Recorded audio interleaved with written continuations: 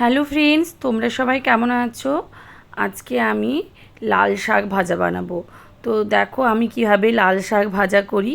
তো তার জন্য দেখো প্রথমে কড়াইতে তেল দিয়ে দিয়েছি, তেল দিয়ে আমি বাদামগুলোকে ভেজে নিচ্ছি। তো বাদামগুলো ভাজা হয়ে গেছে, আমি বাদামগুলোকে উঠিয়ে নিচ্ছি।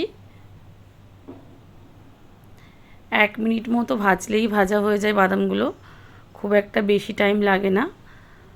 তো দেখো বাদামগুলো ভাজা হয়ে গেছে, আমি উঠিয়ে নিলাম। এখন ওই তেলের মধ্যেই আমি বড়ি কয়েকটা ভেজে নিচ্ছি। বড়িগুলোকেও ভেজে উঠিয়ে নেব। ভাজা হয়ে গেছে দেখো, বড়িগুলোকে আমি উঠিয়ে নিচ্ছি।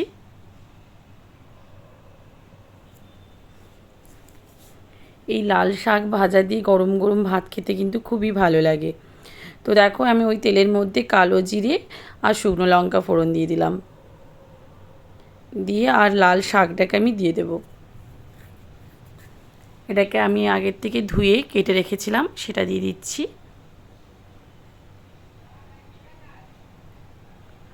লাল শাক কিন্তু খাওয়া শরীরের পক্ষে খুবই ভালো। তো এই জন্য দেখো আমি এখন এর মধ্যে পরিমাণ মতো নুন দিয়ে দিলাম, একটু হলুদের গুঁড়ো দিয়ে দেব, আর পরিমাণ মতো চিনি দিয়ে দেবো। খুবই কম পরিমাণে একটু চিনি দিলে ভালো লাগে শাকটা খেতে। দিয়ে সব কিছু ভালো করে নেড়ে দিয়ে আর ঢাকা দিয়ে দেব।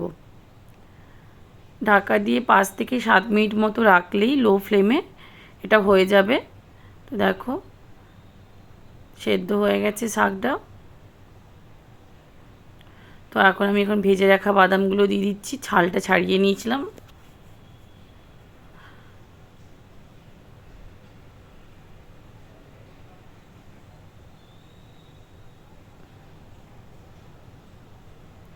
আর বড়ি ভাজাটাও দিয়ে দিলাম, বড়ির ভাজাটাকে ভেঙে দিয়েছি আমি। আর ওপর থেকে একটু পোস্ত দিয়ে দিলাম, গোটা পোস্ত দিয়ে সব কিছু দিয়ে আরও 2 মিনিট মতো ভেজে নেব, তাহলেই হয়ে যাবে। এই শাক ভাজাটা গরম ভাতের সাথে খেতে খুবই ভালো লাগে। মুগের ডাল আর এই শাক ভাজা এগুলো খেতে কিন্তু খুবই ভালো লাগে। তো তোমাদের যদি এই সিম্পল রেসিপিটা ভালো লাগে তো প্লিজ লাইক কমেন্ট শেয়ার করো। দেখো আমি এখন এটাকে উঠিয়ে নেব।